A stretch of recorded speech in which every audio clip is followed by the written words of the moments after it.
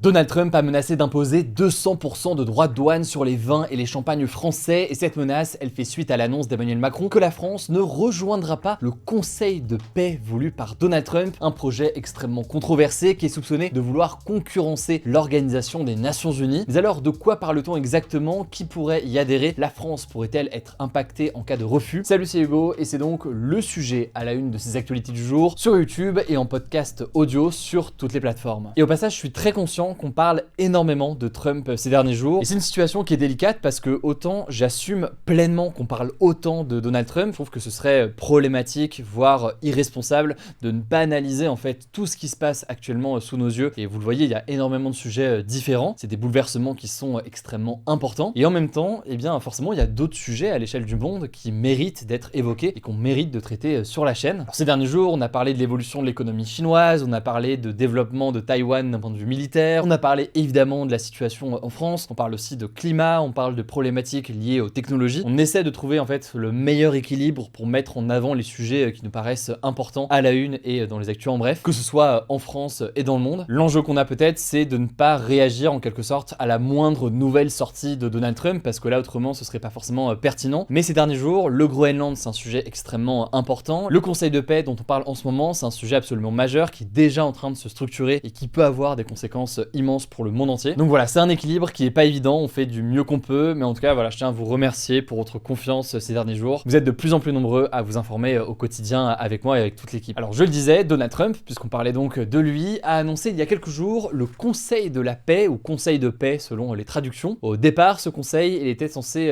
accompagner une transition à Gaza après le cessez-le-feu entre Israël et le Hamas. L'idée de ce conseil qui devait réunir plusieurs chefs d'État, c'était de superviser la reconstruction du territoire palestinien et son développement économique en coordonnant l'aide internationale, en soutenant une nouvelle administration, donc une nouvelle politique à Gaza, et en accompagnant aussi le retrait progressif de l'armée israélienne. Faut noter que tout ça, ça avait même été validé par une résolution du Conseil de sécurité de l'Organisation des Nations Unies avec un mandat jusqu'à fin 2027. Sauf que très rapidement, le projet, disons qu'il a évolué, en tout cas il est parti beaucoup plus loin. Il y a une charte qui a été rédigée, qui a été envoyée aux pays invités donc à ce Conseil de paix, et cette charte, elle a été révélée ce lundi par de nombreux médias, sauf que elle ne mentionne plus Gaza. Le Conseil viserait désormais, je cite, à promouvoir la stabilité, à rétablir une gouvernance fiable et à garantir une paix durable dans les régions touchées ou menacées par des conflits. Autrement dit donc, on ne parle plus seulement de Gaza, on parle d'une intervention potentielle partout dans le monde. Par ailleurs, les États ne siègent au Conseil de paix que sur invitation de Donald Trump, qui en sera le président. Il pourra accepter ou exclure des membres, sauf si une majorité des 2/3, donc 2/3 des États membres opposent son veto. Mais autrement, ce qu'on peut noter, c'est qu'il restera inamovible. Il est uniquement remplaçable, non pas par un vote donc de l'Assemblée, mais remplaçable uniquement en cas de démission volontaire de sa part ou en cas d'incapacité constatée, qui serait à ce moment-là constatée à l'unanimité de tous les États membres. Bref, Trump est à la tête de ce Conseil de paix. Globalement, il est à la tête tant qu'il le souhaite. Il pourra lui-même désigner son successeur s'il décide un jour d'avoir un successeur. Et dernière chose, si vous vous posez la question, oui, Donald Trump pourra rester président du Conseil de la paix, et ce, même s'il n'est plus président des États-Unis. Alors, ce Conseil de paix, qu'est-ce que c'est? Eh bien, c'est un conseil qui va disposer de son propre budget, de ses bureaux personnels et des comités spécialisés. Autre point important révélé par ces documents, les mandats des États, ils sont limités à 3 ans, sauf pour certains États, et plus précisément, ça on vous en a parlé sur Instagram plus tôt dans la journée, les États qui acceptent de payer plus d'1 milliard de dollars en cash. Quand je dis en cash ici, évidemment, c'est pas des liasses de billets, mais c'est concrètement de l'argent qui doit être versé immédiatement. Et si vous payez 1 milliard directement, vous n'avez pas un mandat limité à 3 ans, mais vous pouvez avoir un siège permanent au sein de ce conseil. Alors derrière ce conseil, et surtout en fait avec les documents qui ont été révélés et que je vous mets directement en description, certains voient une tentative assumée de Trump de créer une organisation internationale qui serait concurrente de l'ONU. La charte de ce nouveau conseil d'ailleurs, elle critique les institutions, je cite, qui ont trop souvent échoué, alors sans citer l'ONU, mais le Conseil de paix appelle donc à s'en écarter pour bâtir une structure plus agile et plus efficace. Faut savoir que Donald Trump, il accuse régulièrement l'Organisation des Nations Unies d'être obsolète, fait trop lente, inefficace et dominée par des blocages diplomatiques, notamment à cause du droit de veto. Et pour rappeler rapidement tout ça, en fait, au Conseil de sécurité de l'ONU, qui est clairement l'organe le plus important, il y a 5 pays, donc il y a les États-Unis, la Russie, la Chine, la France et le Royaume-Uni. Et donc n'importe quel de ces pays peut bloquer une résolution, donc bloquer une mesure ou une décision, et ce, même si tous les autres États y sont favorables. Sauf que ça, forcément, eh bien, ça amène à des situations de blocage, ça peut paralyser en quelque sorte l'action de l'ONU. Il faut noter que cette paralysie ou ce blocage ou cette lenteur de l'ONU, c'est pas quelque chose qui est critiqué uniquement par Donald Trump, c'est critiqué par énormément de personnalités, d'ailleurs de tous bords politiques. Et là, forcément, Donald Trump va beaucoup plus loin puisqu'il crée une structure qui pourrait essayer de concurrencer directement l'ONU. À noter d'ailleurs que plus largement, Donald Trump, il rejette les organisations internationales au nom donc de sa doctrine America First, donc l'Amérique d'abord. Il juge la plupart de ces organisations comme étant biaisées contre les États-Unis, inefficaces et coûteuses. Et ce retrait des États-Unis, parfois, il peut avoir des conséquences importantes. Je pense par exemple au retrait de la conférence sur le climat. On a déjà eu l'occasion d'en parler sur la chaîne. Alors rapidement, qui pourrait participer à ce Conseil de la paix? On ne connaît pas encore la liste exacte des pays qui ont été invités par Trump, mais il y a environ 60 dirigeants qui ont été contactés. Parmi eux, il y a Emmanuel Macron, on va en parler juste après, mais il y a aussi le Premier ministre hongrois Viktor Orban, le président argentin Javier Milei, le chancelier allemand Friedrich Merz, le président brésilien aussi Lula, la première ministre italienne Giorgia Meloni. Je vais pas tous les faire parce qu'il y en a quand même un certain nombre. Pour le moment, il y a relativement peu de dirigeants qui ont officiellement accepté, mais tout de même, on peut noter que le roi du Maroc, Mohamed VI, a accepté de rejoindre le Conseil en tant que membre fondateur. Selon lui, cette initiative, elle vise à contribuer aux efforts de paix au Moyen-Orient et à adopter une nouvelle approche pour résoudre les conflits dans le monde. Alors cela dit, il faut préciser qu'on ne sait pas si le Maroc va devoir verser 1 milliard pour participer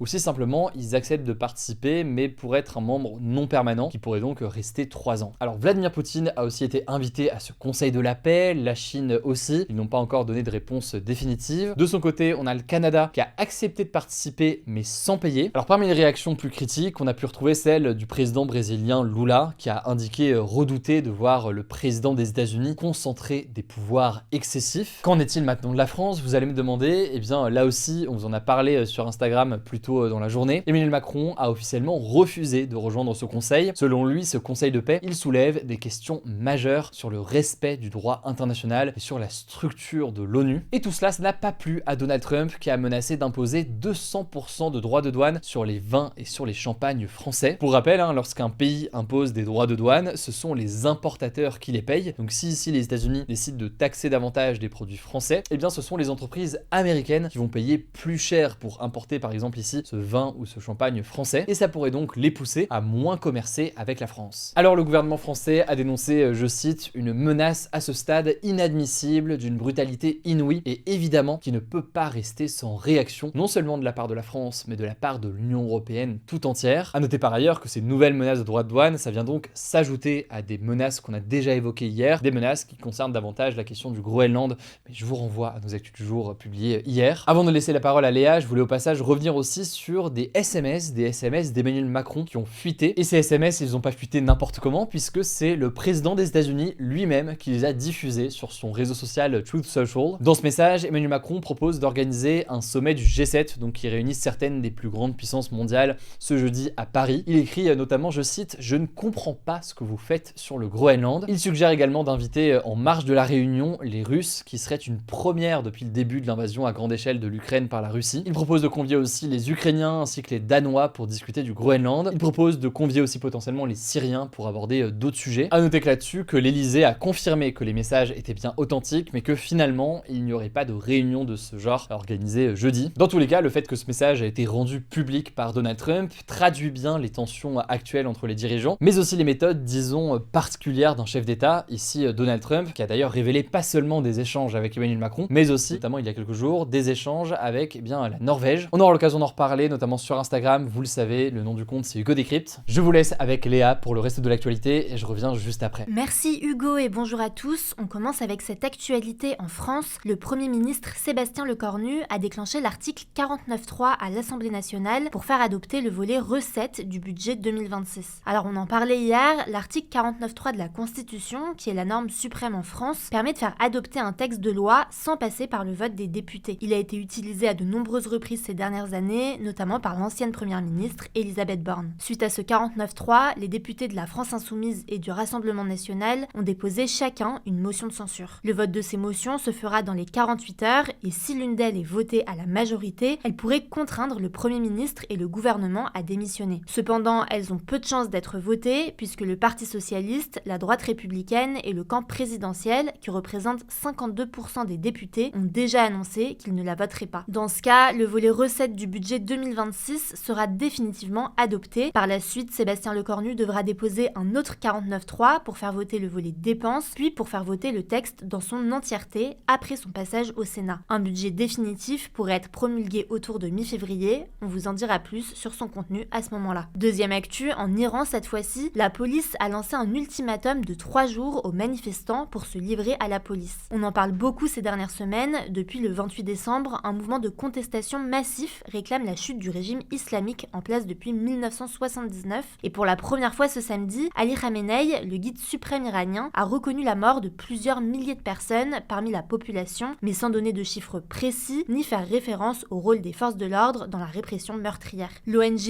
Human Rights Activist News Agency fait elle état d'au moins 3919 morts confirmés, auxquels s'ajoutent 3882 cas en cours de vérification. L'accès aux informations reste difficile, le réseau internet étant partiellement bloqué depuis le 8 janvier. Au moins 22 000 personnes auraient été arrêtées selon Human Rights Activist News Agency. À noter qu'entre janvier et septembre 2025, l'Iran a exécuté au moins 1000 personnes, notamment des opposants politiques issus du mouvement de lutte pour le droit des femmes, Femmes, Vie, Liberté, selon l'ONG Amnesty International. Troisième actu, à Jérusalem-Est, un territoire palestinien annexé illégalement par Israël, des bulldozers israéliens ont commencé ce mardi des démolitions au siège de l'UNRWA, l'agence de l'ONU pour les réfugiés palestiniens. Le directeur de l'agence a dénoncé, je cite, une attaque sans précédent qui constitue, je cite toujours, une violation grave du droit international ainsi que des privilèges et immunités des Nations Unies. De son côté, le ministère israélien des Affaires étrangères a affirmé que la saisie du bâtiment avait été effectuée, je cite, conformément au droit israélien et international. En fait, le complexe n'est plus occupé depuis qu'Israël a interdit à l'agence d'opérer sur son sol en 2024. Israël accuse certains employés d'avoir participé à l'attaque du Hamas du 7 octobre 2023, lors de laquelle 1221 personnes ont été tuées, en majorité des civils, selon Israël. L'ONU avait alors ouvert une enquête et avait finalement licencié 9 membres du personnel de l'UNRWA qui pourraient avoir été impliqués dans les attaques. Les autres employés de Jérusalem-Est ont été relocalisés dans d'autres agences, notamment dans la ville d'Amman, en Jordanie. Quatrième actu, le groupe terroriste État islamique a revendiqué ce lundi un attentat contre un restaurant chinois à Kaboul, la capitale de l'Afghanistan, qui a tué au moins 7 personnes et fait plusieurs blessés, selon les autorités. Le groupe a affirmé dans un communiqué avoir inscrit les ressortissants chinois sur sa liste de cibles en raison, je cite, de l'escalade des crimes commis par le gouvernement chinois contre les musulmans ouïghours opprimés. Les Ouïghours, c'est une minorité ethnique turcophone et de religion musulmane déplacée par milliers par le gouvernement chinois dans ce qu'il présente comme des centres de rééducation. D'après les autorités, l'explosion se serait produite près de la cuisine du restaurant. Une enquête est en cours pour déterminer la cause exacte de ce drame. Selon le porte-parole de la police, un Chinois de confession musulmane et 6 Afghans ont été tués. L'ONG italienne Emergency a affirmé que 13 personnes blessées avaient été admises en chirurgie dans l'hôpital qu'elle administre. La Chine a appelé ce mardi l'Afghanistan à garantir la sécurité de ses citoyens. Les talibans, le groupe islamiste armé au pouvoir depuis 2021 en Afghanistan, ont quant à eux promis de rétablir la sécurité dans leur pays, selon l'AFP. Cinquième actu, aux États-Unis, après l'assassinat de René Nicole Goode le 7 janvier à Minneapolis par un agent de l'ICE, la police de l'immigration, les habitants de la ville multiplient les face-à-face avec cette police justement. Ils se sont notamment habillés de lunettes de ski et de cagoules pour se protéger des gaz lacrymogènes, ont bloqué la route avec leurs propres voitures et attaqué à plusieurs reprises les véhicules de la police. L'objectif, contrer les méthodes de l'ICE et les empêcher au maximum de faire leur travail, à savoir arrêter des personnes en situation irrégulière. Alors la Maison-Blanche a réagi, qualifiant ces actions de terrorisme intérieur, tandis que les habitants les justifient comme un acte de légitime défense contre les violences policières.